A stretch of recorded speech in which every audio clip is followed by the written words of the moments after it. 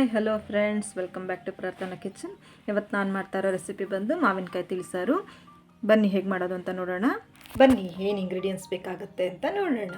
ಮೊದಲಿಗೆ ನಾನಿಲ್ಲಿ ಒಂದು ಮಾವಿನಕಾಯಿ ಹಚ್ಚಿಟ್ಕೊಂಡಿದ್ದೀನಿ. ಒಂದು ಬೌಲ್ ಆಗೋಷ್ಟು ತೊಗೊಂಡಿದ್ದೀನಿ. ಇಲ್ಲಿ ಸೀಸನ್ ಇದ್ದಾಗ ಇದು ಮಾಡಿಕೊಂಡ್ರೆ ತುಂಬ ಟೇಸ್ಟಾಗಿರುತ್ತೆ. ಹಾಗಾಗಿ ನಾನೀಗ ಮಾವಿನಕಾಯಿ ತಿಳಿಸಾರು ಮಾಡೋಣ ಅಂತ ಮಾಡ್ತಾಯಿದ್ದೀನಿ. ಇದು ಮಾವಿನಕಾಯಿ ಒಂದು ಬೌಲ್ ಹಚ್ಚಿಟ್ಕೊಂಡಿದ್ದೀನಿ, ತೊಳೆದಿಟ್ಕೊಂಡಿದ್ದೀನಿ.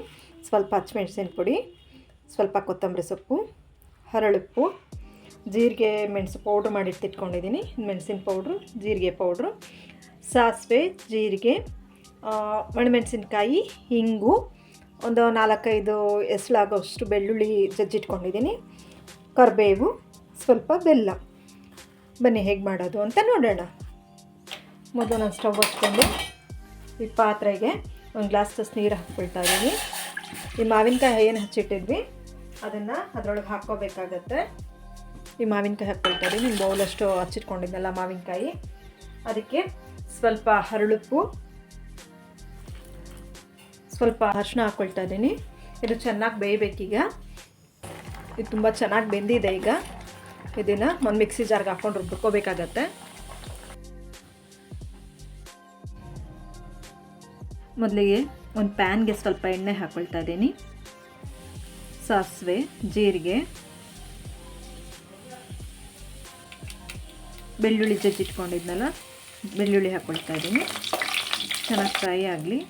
ಸ್ವಲ್ಪ ಕರಿಬೇವು, ಒಣಮೆಣಸಿನ್ಕಾಯಿ. ಬೆಳ್ಳುಳ್ಳಿ ಫ್ರೈ ಮಾಡಿದಷ್ಟು ಫ್ಲೇವರ್ ಬಿಟ್ಕೊಳ್ಳುತ್ತೆ. ಸ್ವಲ್ಪ ಇಂಗು,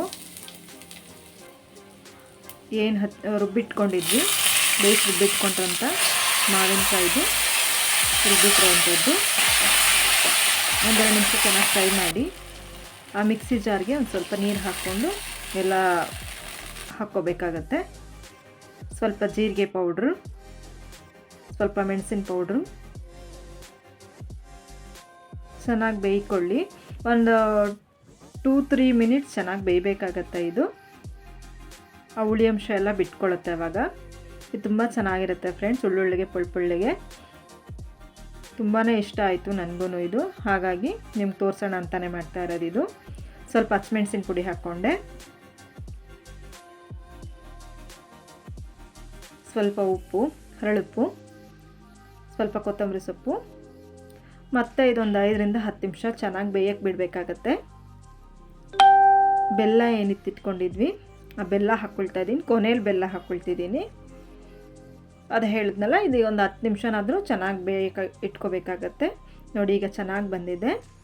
ನಾನು ಮಾಡಿರೋ ಮಾವಿನಕಾಯಿ ತಿಳಿಸಾರು ಇದು ತುಂಬಾ ಟೇಸ್ಟಿಯಾಗಿರುತ್ತೆ. ಬಿಸಿ ಬಿಸಿ ಅನ್ನಕ್ಕೆ ತುಪ್ಪ ಹಾಕ್ಕೊಂಡು ತಿಂದರೆ ತುಂಬ ರುಚಿಯಾಗಿರುತ್ತೆ ಫ್ರೆಂಡ್ಸ್. ನಾನು ಮಾಡಿರೋ ತಿಳಿಸಾರು, ಮಾವಿನಕಾಯಿ ತಿಳಿಸಾರು ನಿಮ್ಮೆಲ್ರಿಗೂ ಇಷ್ಟ ಆಗಿದೆ ಅಂತ ಅಂದ್ಕೊಳ್ತೀನಿ. ಇಷ್ಟ ಆಗಿದ್ದರೆ ಲೈಕ್ ಮಾಡಿ, ಶೇರ್ ಮಾಡಿ, ಕಮೆಂಟ್ ಮಾಡಿ, ಹಾಗೆ ಸಬ್ಸ್ಕ್ರೈಬ್ ಮಾಡ್ಕೊಳ್ಳೋದನ್ನ ಮರಿಬೇಡಿ. Thank you for watching.